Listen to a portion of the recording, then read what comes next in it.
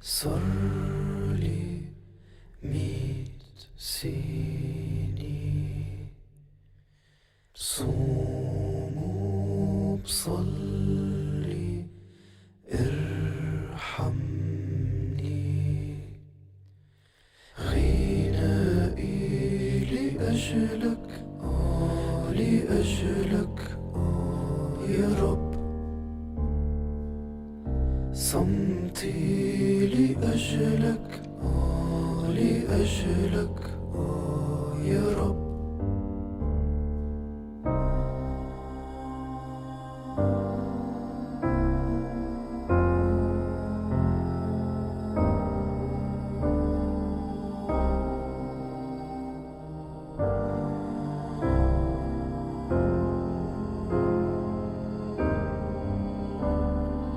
آمنت جادت استقبلني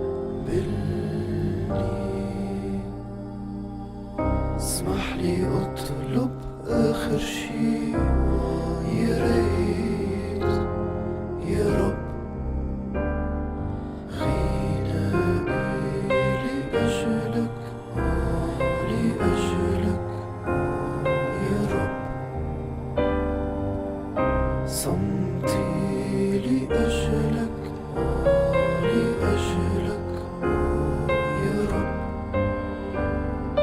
آمنت جادت استقبلني اسمح لي اطلب اخر شي يا ريت يا رب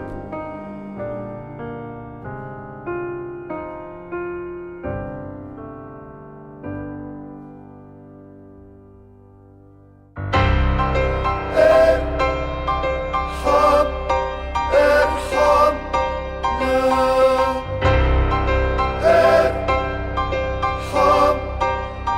ارحمنا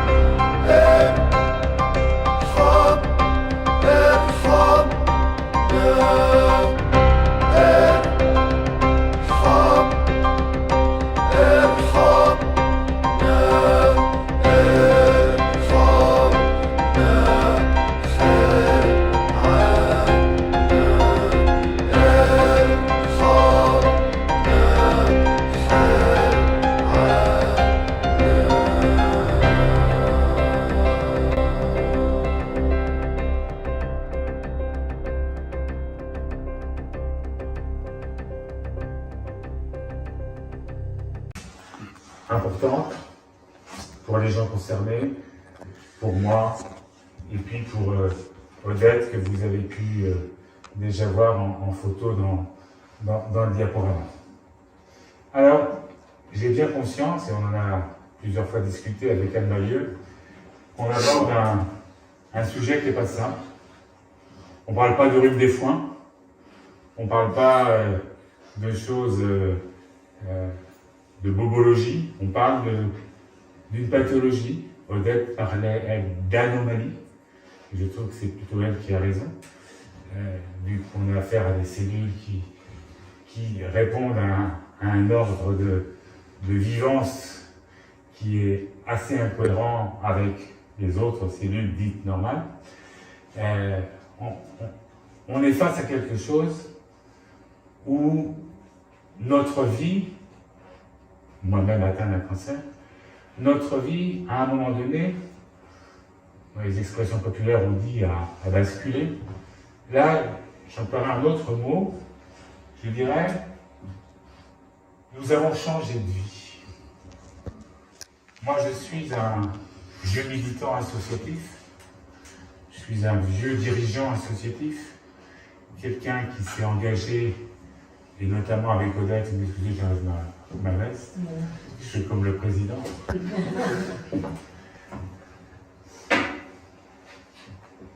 Nous nous sommes engagés pendant 36 ans au service des autres. Je suis psychothérapeute, je suis addictologue, je suis diplômé de santé publique de la faculté de médecine de Louvigny, j'ai enseigné en région parisienne. On a passé 35 ans de notre vie avec Odette à diriger un réseau associatif sur toute l'île de France. Nous avons jusqu'à 50 salariés, médecins, travailleurs sociaux, psychologues, formateurs, etc., pour permettre à certains de nos concitoyens qui étaient en grande difficulté avec l'alcool ou avec des produits psychoactifs, mais qui aussi, pour un certain nombre d'entre eux, avaient des comorbidités, c'est-à-dire que certains avaient bien sûr aussi le cancer, parce que quand on picole beaucoup, il y a quand même un certain nombre qui arrivent quand même à avoir une cirrhose du foie.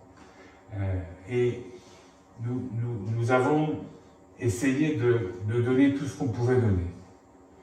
Et il se trouve qu'il y a maintenant 11 ans, Odette a déclenché un cancer. Odette ne fumait pas, Odette ne buvait pas d'alcool, ou pratiquement jamais. Et quand elle en buvait, c'était un bon verre de vin, mais vraiment avec plus que parcimonie. Elle ne se soignait pas avec plein de médicaments, elle était très, très intéressée par l'homéopathie et par un certain nombre de médecines douces. Elle était en pleine forme. C'était une femme de vie, une femme forte, une femme, comme j'ai déjà dit, engagée. Et patatras, un jour, elle a développé un cancer du sein. Et puis pas un gentil.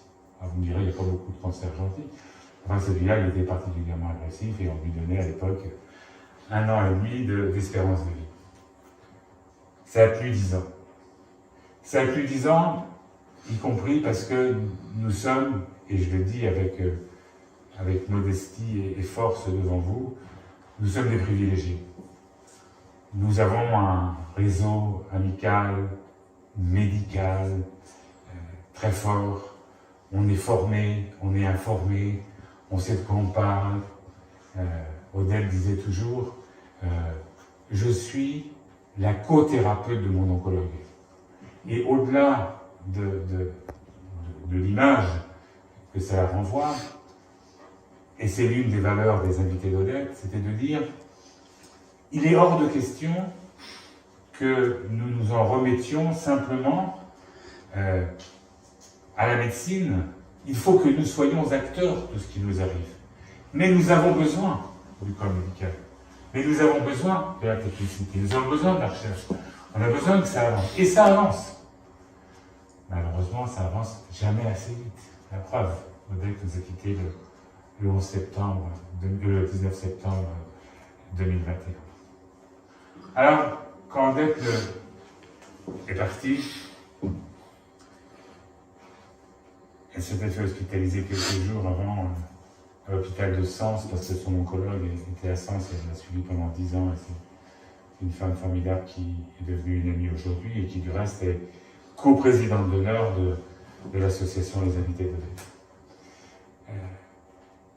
On se parlait très franchement et un matin, Laure, elle s'appelle Laure, elle est venue nous voir parce que je m'étais fait hospitaliser avec elle en disant on ne pourra plus rien faire. Et Odette a dit je veux rentrer au moulin et je veux mourir dans la piscine. Moi je pensais qu'elle serait morte avant. Elle a tenu 8 heures d'ambulance. Et je l'ai prise dans mes bras parce qu'elle ne pouvait plus marcher. Et elle est morte. Enfin, un petit peu plus tard, pour elle, l'eau, c'était très important. Et pour elle, se battre, être acteur, être co-thérapeute de sa thérapeute, c'était aussi se rappeler nos engagements, se rappeler nos valeurs, se rappeler ce pourquoi nous nous battons depuis des années et des années et des années.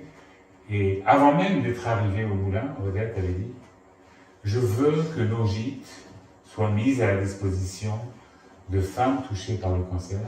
Tout le monde n'a pas notre chance. Et même moi, j'avais besoin de ce genre de choses. » Odette régulièrement me demandait de l'emmener chez une belle-sœur, chez une amie, chez une cousine, etc.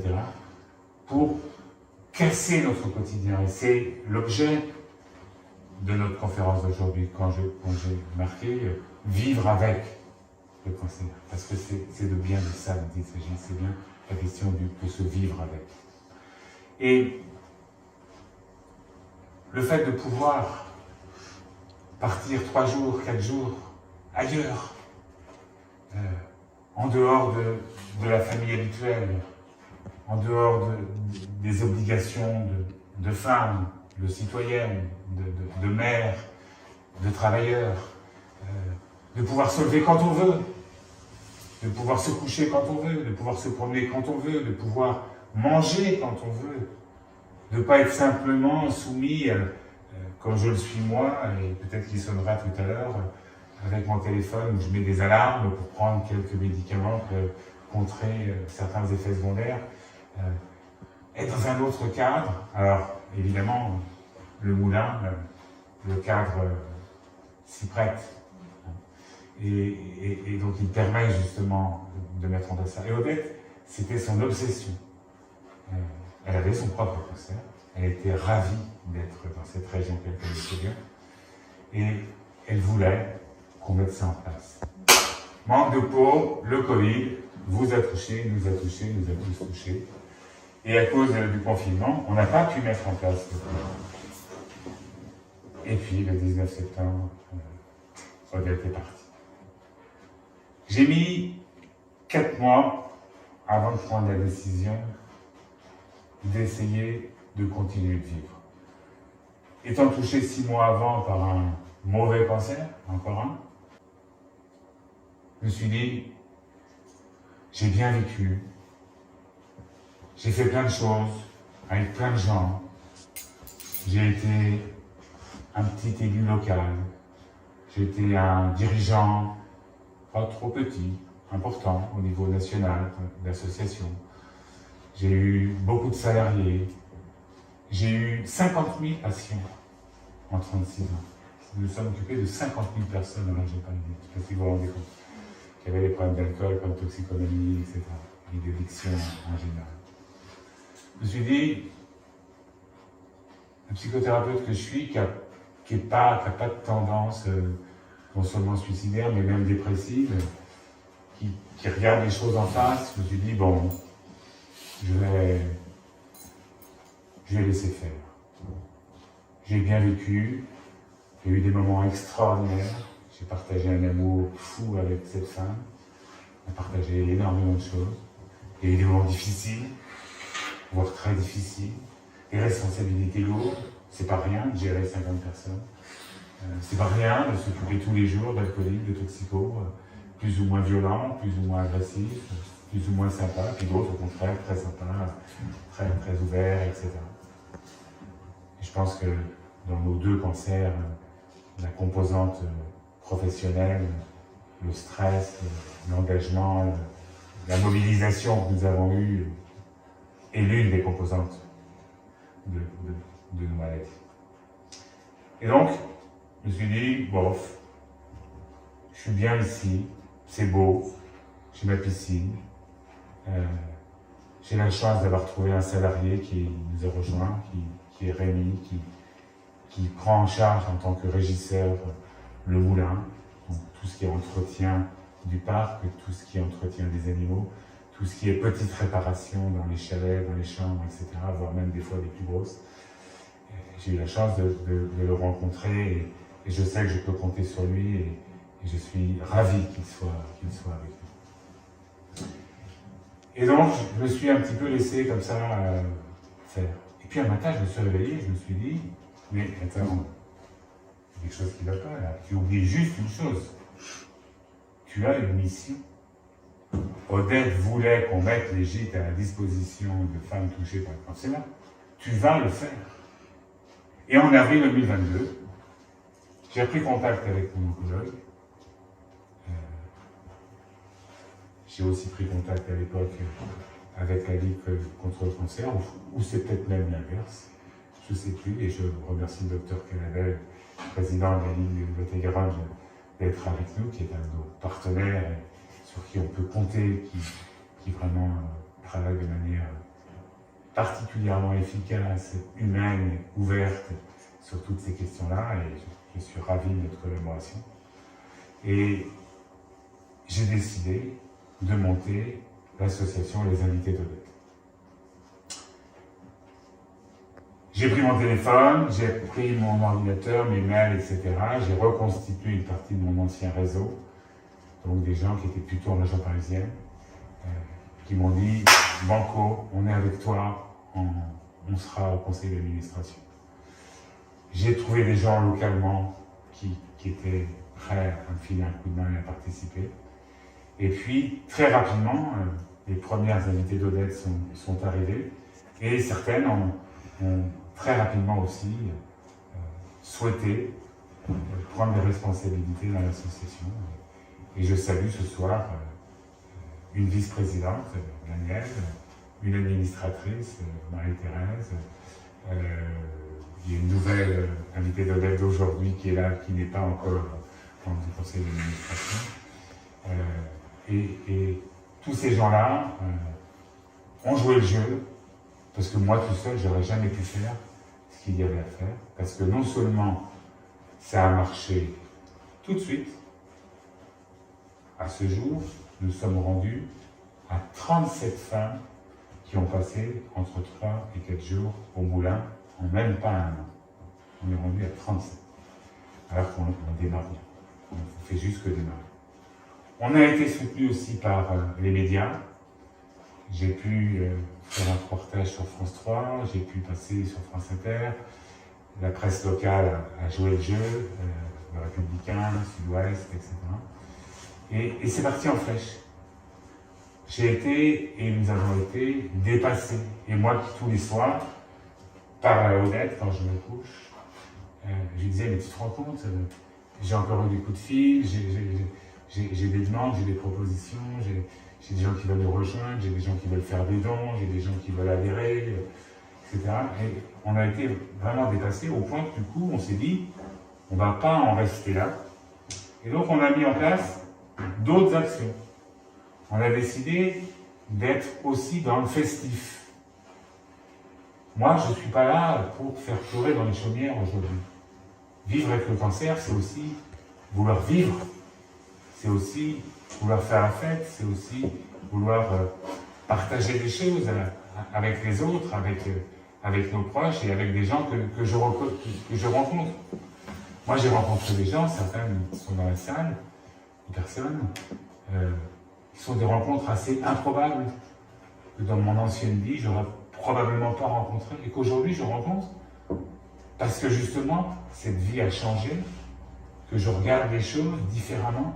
C'est aussi ça, vivre avec le cancer, que je vois des qualités, des potentialités chez des gens que probablement, avec ma formation, avec mes œillères aussi, comme on en a tous, je n'aurais pas vu avant. Aujourd'hui, je les vois parce que je sais que je suis de passage, je suis réaliste, j'ai les yeux ouverts, et je me dis, tout ce que je peux vivre au quotidien, de positif, d'échange, de partage, vivons-le. C'était l'une des options d'Odette, après avoir dit qu'elle disait que c'était une anomalie, après avoir dit qu'elle disait que c'était important d'être acteur de ce qui nous arrive, et j'y reviendrai dans la deuxième partie avant de vous laisser la parole. Quand elle disait qu'elle était co-thérapeute, elle disait aussi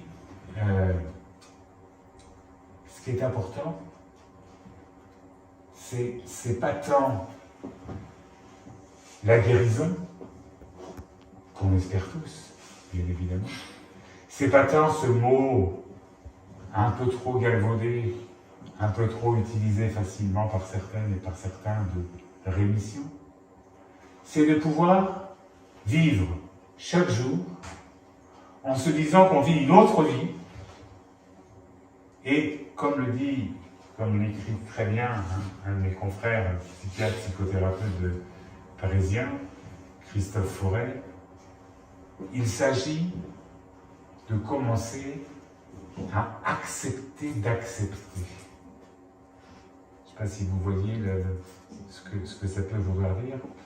L'idée, c'est pas d'accepter l'inacceptable, Pour moi, la mort d'Odette, c'est inacceptable. Je ne pourrais jamais accepter qu'elle soit plus là. J'ai besoin d'elle, je l'aime, elle me manque, c'est terrible. Mais rentrer dans un processus où je me dis, bon, je vais essayer petit à petit d'accepter. Même chose pour la maladie. D'accepter. C'est-à-dire qu'on sait que, de toute manière, le cancer, il va falloir qu'on fasse avec. On va pas pouvoir comme ça se dire, allez, dans 6 mois, dans 1 an, c'est terminé. Ça le sera peut-être. Et il y a des gens pour qui c'est le cas. Il y a des gens qui, depuis 20 ans, ont un cancer.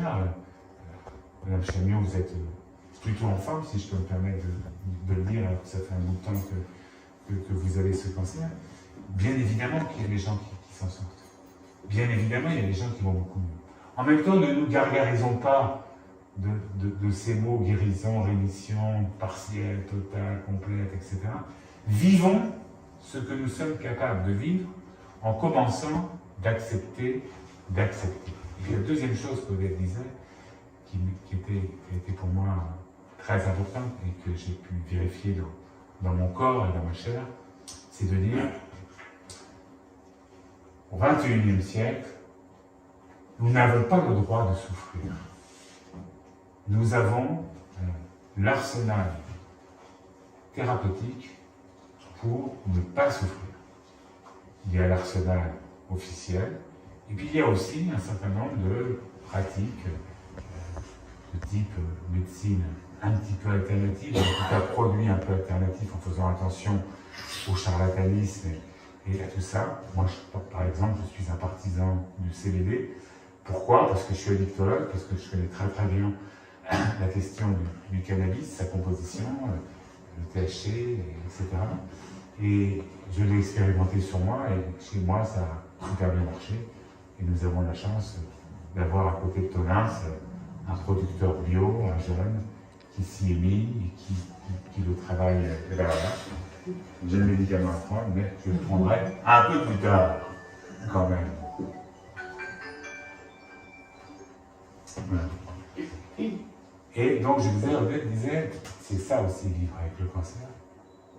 Ce n'est pas acceptable de souffrir. Il y avait des moments où elle souffrait justement. Et je voyais bien la différence quand on souffre et quand on ne souffre pas. Parce que, le docteur Calabet pourra nous dire ce qu'il en pense, le cancer, par lui-même, il ne nous fait pas tellement souffrir. C'est si vrai que des fois, on se le travaille, on se le traîne depuis des années sans le savoir. C'est au détour d'un examen, au détour d'une prise de sang, au détour d'un malaise ou de quelque chose que, des fois, on découvre qu'on est atteint d'un cancer. Ce qui nous fait plus souffrir, paradoxalement, c'est les traitements que nous avons. Moi, par exemple, j'ai la moitié des pieds et la moitié des mains qui sont en bois. Je suis tombé tout à l'heure avec la marche là-bas, pourtant c'est écrit qu'il y a une marche. Oui. Mais quand on pousse la porte, on ne voit plus qu'il y a écrit qu'il y a une marche. Donc, une fois que c'est ouvert, bon, je suis tombé. Et je suis tombé pas parce qu'il y avait la marche, parce que je marche pas bien. Parce que j'ai la moitié des pieds qui sont en bois. Odette avait énormément de nausées. Et quand vous avez des nausées tous les jours, ça devient très difficile. Et elle disait toujours, il faut qu'on se batte pour que justement ces effets secondaires soient mieux pris en compte, plus pris en compte. Parce que malheureusement, ce n'est pas le cas. Et je le dis très clairement. Et ça fait, c'est dit 37 personnes que je reçois au moulin, 2 sur 3 me disent ça. Me disent, je n'ai pas de réponse à certaines de mes questions, je souffre, etc. Et on dit toujours, si je ne souffre pas, je vais être plus fort pour affronter la maladie. Je vais être plus fort pour justement être actrice, pour justement être co-thérapeute. Et je le voyais, et ça se voyait sur son visage. Dès qu'elle commençait à souffrir, et ben, c'était la catastrophe. Et moi, c'est ce que je dis. Dès le démarrage de mon cancer, il a fallu me mettre sous morphine, tellement que je ne pouvais plus manger, j'ai perdu 24 kilos. Je pouvais plus manger avec mon cancer de l'œsophage, j'avais trop mal. Et je me suis dit, mais attends, des fois, on oublie qui on est, parce que peut-être on est déjà passé à autre chose. Je me suis dit, mais attends, faut que tu essayes le CBD, vu que tu es un partisan du CBD, essaye-le pour toi. Parce que ça ne marche pas pour tout le monde, hein, c'est pas miraculeux. N'importe qui, ça marche très très bien, d'autres moyennement bien, d'autres presque pas, d'autres pas du tout. Et donc, je me suis fait un sevrage, je savais le faire dans ma pratique professionnelle de la morphine, et je suis passé au CBD. En 8 jours de temps, je n'avais plus mal de l'œsophage. Et aujourd'hui, je prends du CBD, allez, une fois tous les 5 jours, tous les 6 jours, et c'est tout. Même pas de Doliprane, même pas quoi que ce soit. Et je vois bien la différence, que ce soit dans le cadre de la douleur physique, ou que ce soit dans le cadre de la douleur psychologique.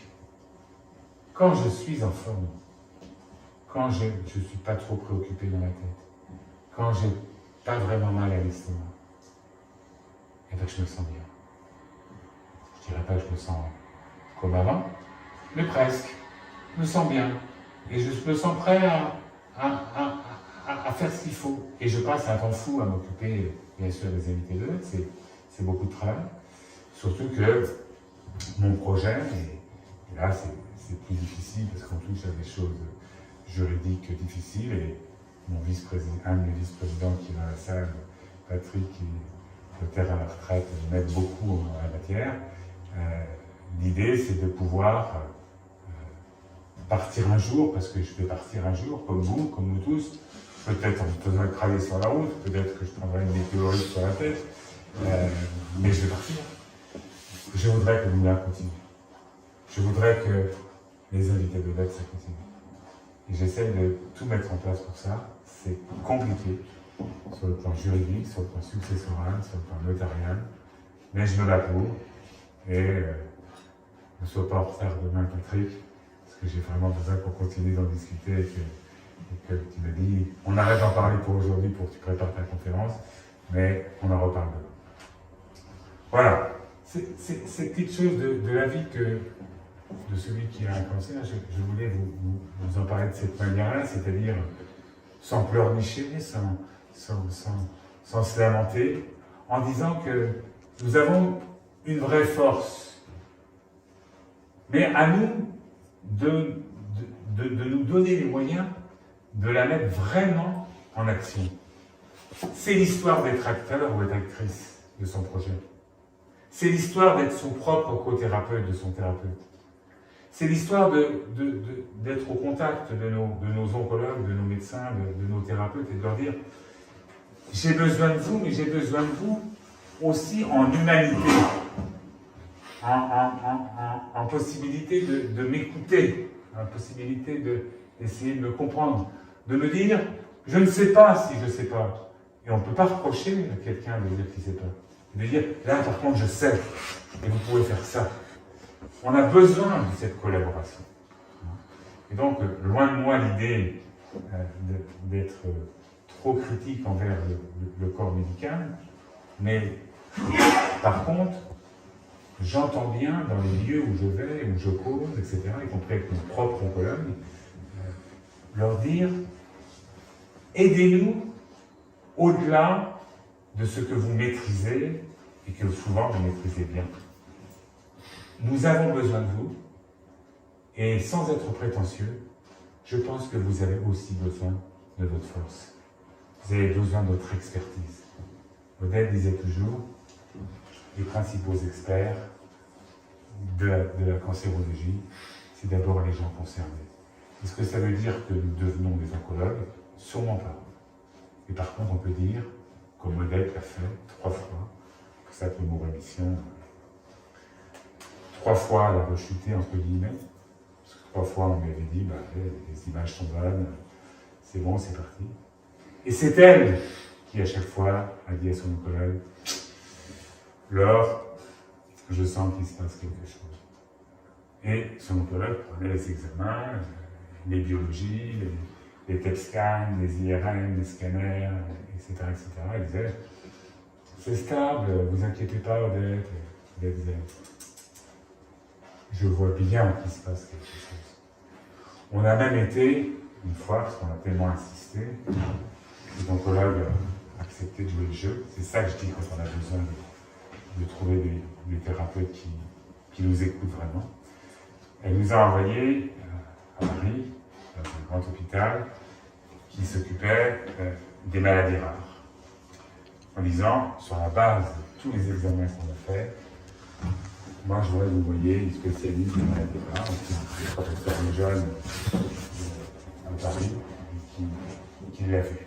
Et cette professeure nous accueille, hospitalise Odette pour faire une endoscopie, pour voir s'il y avait quelque chose, puis elle dit écoutez, franchement, je le fais parce que votre oncologue, mon ami, le docteur Laure Chauvenet, me l'a demandé. Mais pour moi, il y a 99% de chances qu'il n'y ait rien. Et peut-être elle dit, mais moi je suis preneuse, hein. S'il n'y a rien, je vais pas me battre pour avoir quelque chose. 3 jours après, quand les résultats sont tombés, le professeur elle est venu me voir au pied du lit en me disant vous aviez raison, madame. Oui, c'est parti ailleurs, c'est plus dans le sein, c'est dans la paroi péritonéale, et puis il y a des chances que ça puisse aller se propager ailleurs. 3 fois, c'est elle qui s'est auto-diagnostiquée. Est-ce qu'elle était oncologue? Sûrement pas.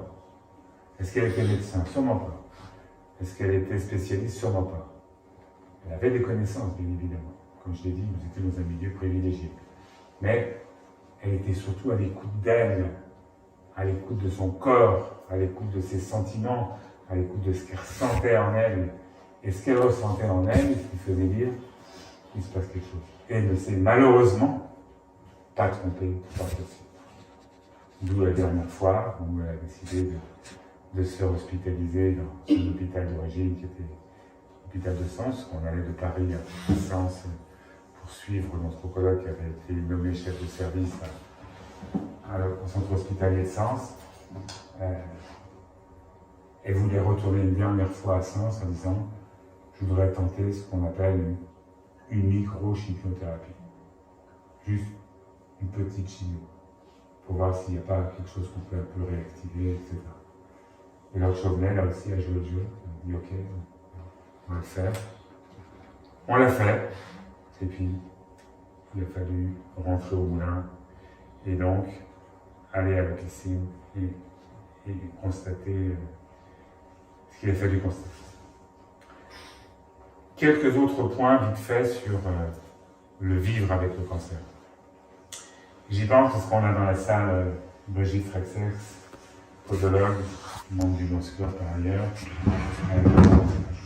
qui a aidé énormément Odette en podologie, donc, parce que dans nos traitements, nous perdons nos ongles, nous avons nos ongles qui s'incarnent, on est très ennuyé avec ça. Et quand Brigitte venait à la maison, parce qu'elle se déplaçait à la maison, alors comme elle travaille comme une folle, pour qu'elle fasse gaffe à sa santé, parce qu'elle travaillait aussi fort, on était à la santé. Elle arrivait des fois à 9h du soir, mais peut-être l'attendait les bras ouverts. Si Brigitte veut nous dire un mot tout à l'heure, elle nous dira. Elle passait 1 heure, 1 heure et demie ensemble, non seulement à tailler les ongles, à remettre du vernis, parce qu'il prend certains vernis, pour mettre des choses pour que les ongles tiennent beaucoup, etc.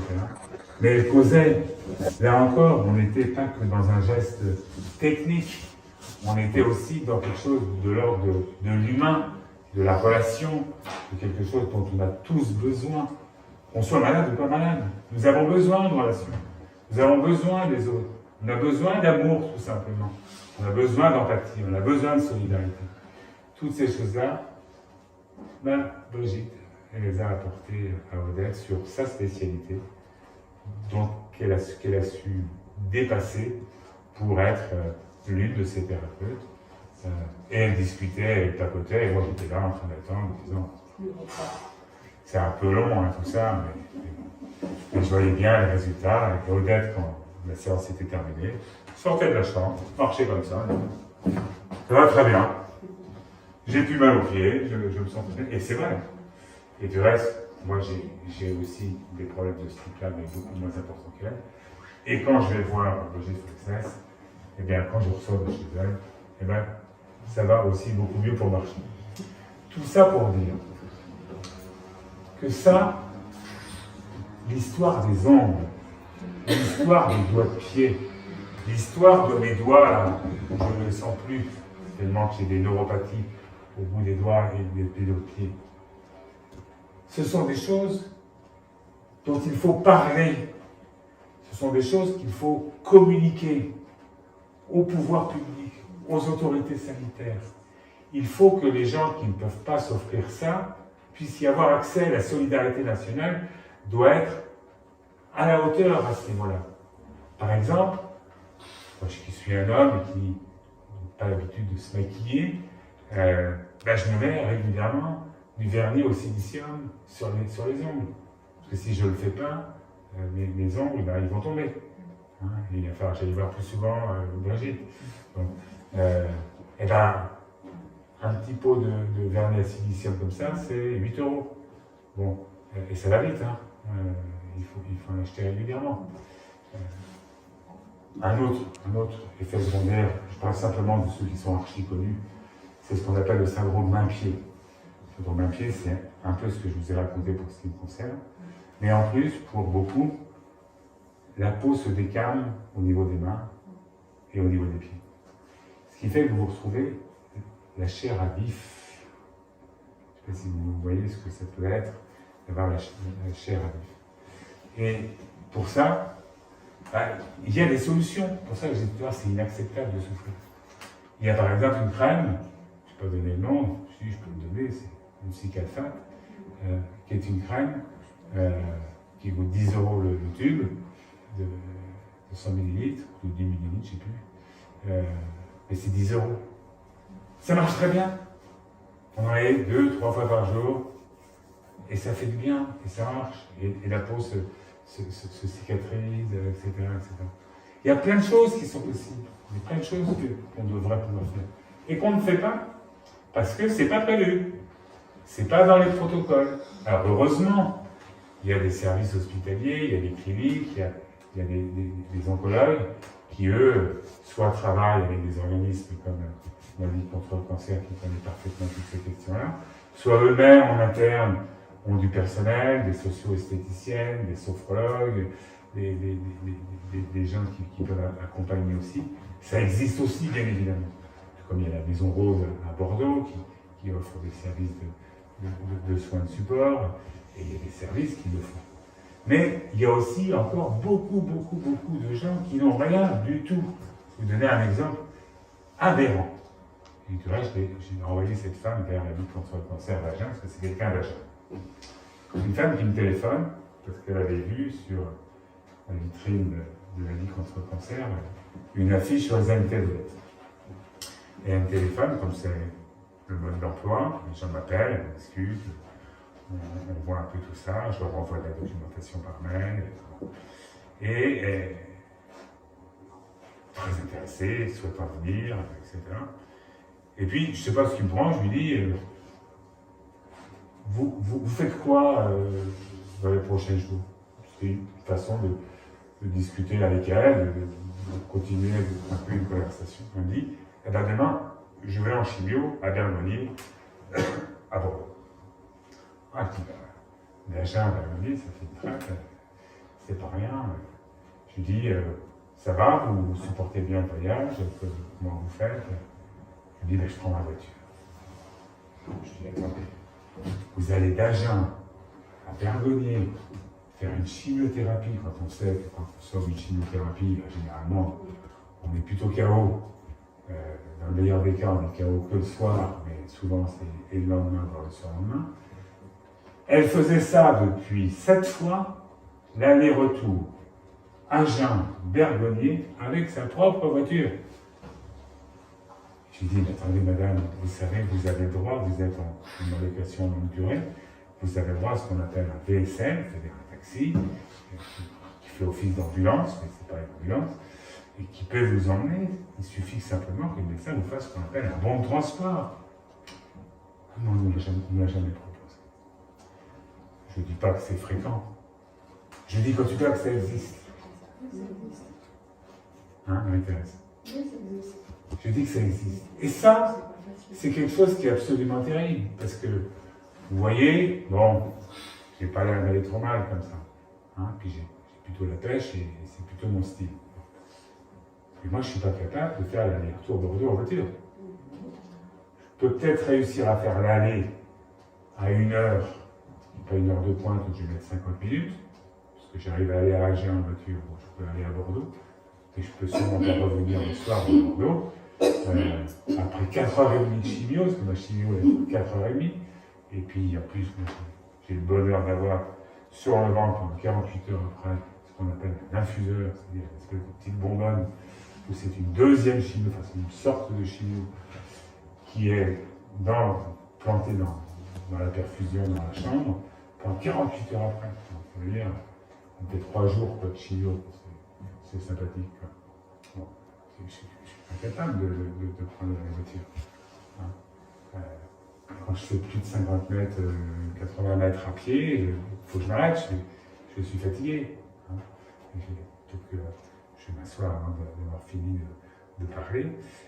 Et tout ça pour dire que le vivre avec, c'est pas être dans je subis. Le vivre avec le cancer, c'est être dans l'initiative, être dans l'action, être dans la recherche de pouvoir agir sur soi-même, avec soi-même et les autres. Et dans les autres, il y a les médecins, il y a les proches, quand les proches jouent le jeu, parce que ce n'est pas toujours le cas non plus, disons-le. Le nombre de femmes que j'ai reçues, j'ai fait des petites statistiques à moi, 1 sur 4 se fait abandonner par son compagnon, parce qu'elle a le cancer. 1 sur 4. Je ne sais pas si vous vous rendez compte. La dernière qui est venue et qui s'est arrivée, elle a passé 4 jours au Moulin. Le lendemain, elle me téléphone, elle me dit Jean-Pierre, je vous appelle, parce que je ne sais pas comment je vais faire, c'est terrible. Petite fille de 2 ans, il venait d'acheter une maison, et le mari, le lendemain du retour du Moulin, qui était aussi le retour de soins à Bordeaux, etc., a dit moi je ne peux pas, je m'en vais, je ne supporte pas, je te quitte. Ça aussi, ça existe. Et donc, vivre avec le cancer, le thème de notre rencontre d'aujourd'hui, c'est justement que des choses que je suis en train de dire se transmettent, que ça se sache, qu'on ne croit pas que le cancer est devenu une maladie chronique. Ce n'est pas vrai. Le cancer n'est pas devenu une maladie chronique. C'est ce qu'on espère. On veut que ça devienne une maladie chronique. On l'espère. Et ça arrivera. Ce n'est pas encore le cas.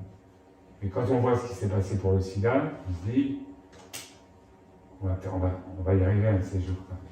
Il y a un tel enjeu international qu'on va pouvoir y arriver. Mais ce n'est pas encore le cas.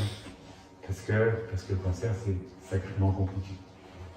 Et ce qu'on sait aujourd'hui, d'un point de vue scientifique, c'est probablement 40 à 50% de ce qu'il y a encore à savoir, simplement.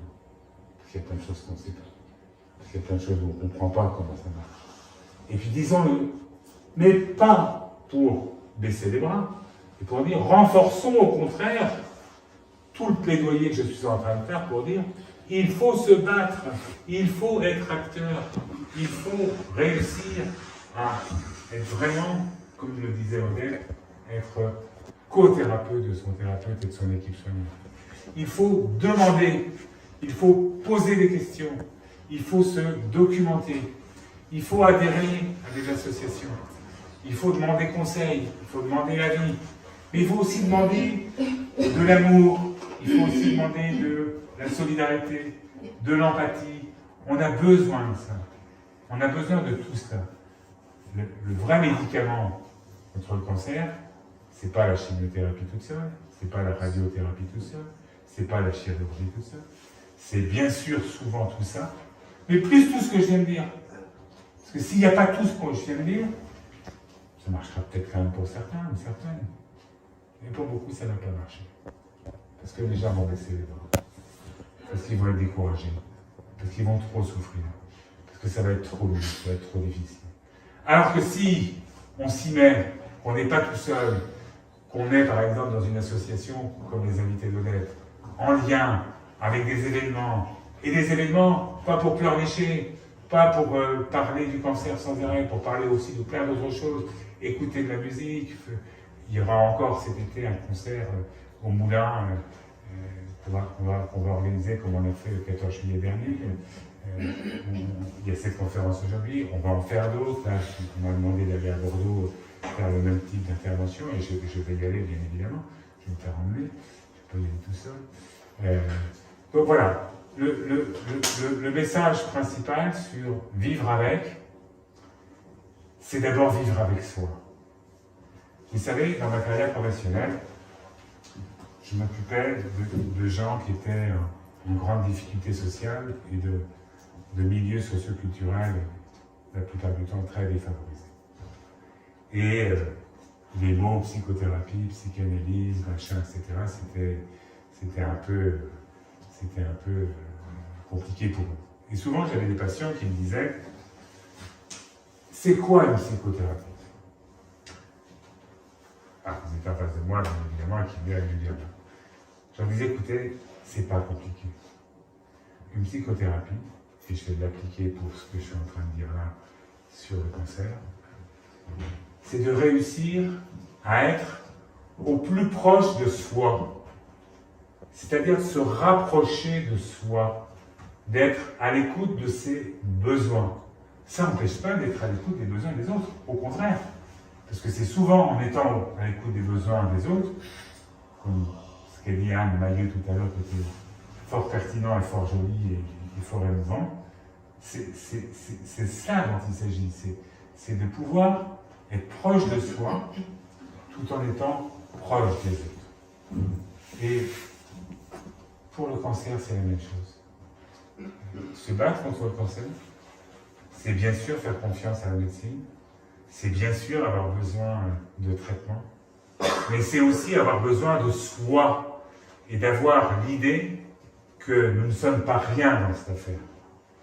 Et moi, je sais bien, si je regarde mon dernier PET scan, si je faisais voir au docteur Calabet, par gentillesse et par solidarité, il dirait bon, par rapport aux images précédentes, c'est pas catastrophique, en tout cas c'est pas pire. Mais il n'y a pas besoin de le dire, je suis capable de regarder moi-même, là où ça fixe et là où ça ne fixe pas. Et je sais que mes images ne sont pas bonnes. Mais je vais bien. Pourquoi je vais plutôt bien? Eh bien, je vais bien parce que je me bats. Parce que j'ai une raison de vivre. Je l'ai trouvée, cette raison de vivre. Elle s'appelle les Invités d'Odette. Je rends hommage à ma femme en le faisant. Qu'est-ce que je peux faire de mieux? Si elle m'écoute, si elle m'entend, pour l'agnostique que je suis, c'est un peu compliqué de projeter sur qu'est-ce qui peut se passer, mais en tout cas, ça ne m'empêche pas de lui parler. Et puis des fois, je lui dis, n'hésite pas, hein, si tu vois que tu peux me venir me faire un signe, j'accepte, hein, agnostique ou pas, c'est pas un problème pour moi, j'accepte que tu viennes me parler. Alors, quand je la vois en rêve, bon, c'est rarement pour me parler de la réalité d'aujourd'hui, et que je la vois en rêve. Le matin, quand je me réveille, je lui dis, merci. Je t'ai vu, ma chérie. Tu étais belle, toujours. Voilà. Donc, je vais pas aller plus loin pour que je vous laisse un peu la parole. Je voudrais juste vous dire que celles et ceux qui veulent nous filer un coup de main, ils sont les bienvenus. Pour nous, un coup de main, ça veut dire plusieurs possibilités. La première des choses, c'est de parler de ce qu'on se sera dit ce soir, ou de ce que vous pourrez lire sur Internet, de tout ce qu'on publie, de tout ce qu'on écrit, de tous les interviews qu'on fait, y compris, j'ai souvent cité tout à l'heure, le docteur Chauvenel a fait un magnifique discours qui est sur YouTube. C'est de parler de ça, que les gens, que monsieur tout le monde, soient au courant, c'est quoi vivre avec le cancer.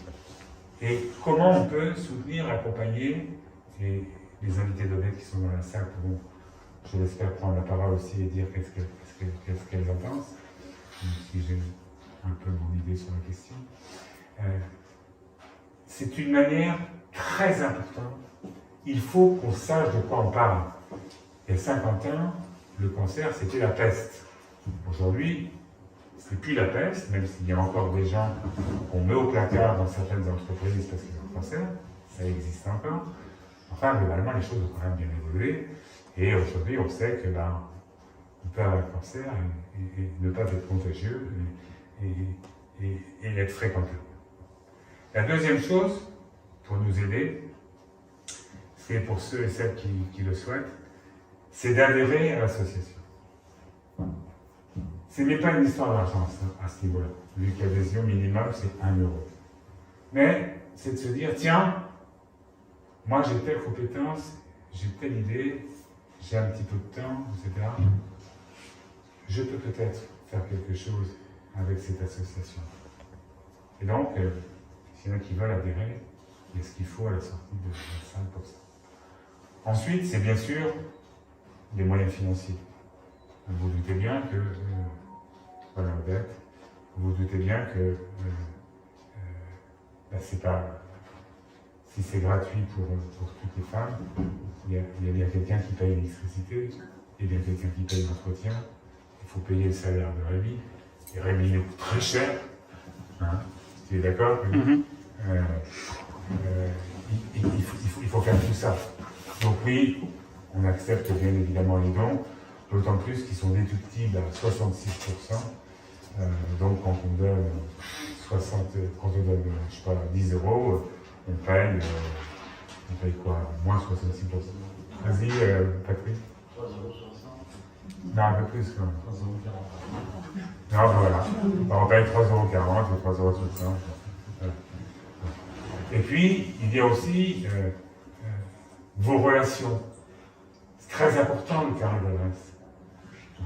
De pouvoir être en contact avec des gens qui potentiellement peuvent être des sponsors, qui peuvent être des gens qui peuvent nous aider. Ça peut être financièrement, mais ça peut être aussi matériellement, ça peut être de toutes les manières. L'idée, c'est toujours la même. C'est de causer. Alors, il se trouve que moi, je fais partie des psys qui causent. Il y a beaucoup de psys qui sont à lundi prochain, c'est 90 €. Moi, je suis un psy qui cause. Quoi? Et en plus, c'est gratuit. Et en plus, c'est gratuit. Moi, mes patients me disaient souvent ça, parce que j'en avais vu d'autres avant moi, qui me disaient « Ah, c'est bien avec vous, parce que vous, au moins, vous causez. » Et alors, je leur faisais une petite confidence, je leur disais « Écoutez, c'est pas une confidence très grave, mais j'ai fait une longue psychanalyse personnelle, et je me battais avec mon psychanalyste pour pouvoir parler, parce qu'il parlait encore plus que moi. Et donc, il fallait que ce soit, qu'on se batte ensemble pour pouvoir en passer. Et donc, oui, il faut causer, il faut parler, il faut échanger, il ne faut pas avoir peur de dire ce qu'on a sur le ventre. Il faut carrément mettre les choses sur la table, et puis, ça va faire beaucoup de bien. Si chacun parle autour de lui, etc., je sais qu'on va entendre parler du moulin de Terre de Bain. Je sais que vous allez en parler, vous allez dire que ça existe, vous allez dire qu'on peut recevoir des femmes gratuitement. On peut recevoir aussi des clients payants, et tout ça, ça va dans la caisse des invités de je sais que notre partenariat avec la Ligue contre le cancer, avec des moments comme cela, il ne peut que se conforter encore s'il avait besoin de se conforter. Parce que je sais qu'on tient un discours qui est, si ce n'est le même, en tout cas très proche, et on est tout à fait solidaires. On est des vrais partenaires, si le mot partenariat veut dire quelque chose, avec la Ligue, c'est vraiment le cas. Bon. Maintenant, il y a le Lions Club. Voilà encore une autre entité qui était, pour être franc, et je l'ai dit à Anne Mailleux, assez loin de mes conceptions personnelles. Je n'ai jamais connu quelqu'un ni du Lions, ni du Rotary, ni quoi que ce soit. Je suis ravi de rencontrer Anne Mailleux. Je suis ravi de voir qu'il y a des gens dans la salle qui font partie du Lions Club et de voir ce que vous faites, parce que du coup, je m'intéresse. Du coup, je regarde de plus près. Je suis allé sur Internet, j'ai posé des questions, etc. Bref, il y a plein de choses qui se passent. Et donc, oui, si nous causons, si nous sommes solidaires, si nous regardons l'autre avec des yeux qui sont ni des yeux de pitié, ni des yeux de rejet, bien évidemment, Tout le monde va s'y retrouver. Celui qui est concerné va le ressentir, et celui qui va donner, il va recevoir en échange un certain nombre de choses qui vont être très positives pour vous. Voilà, je vous remercie et je vous donne la parole.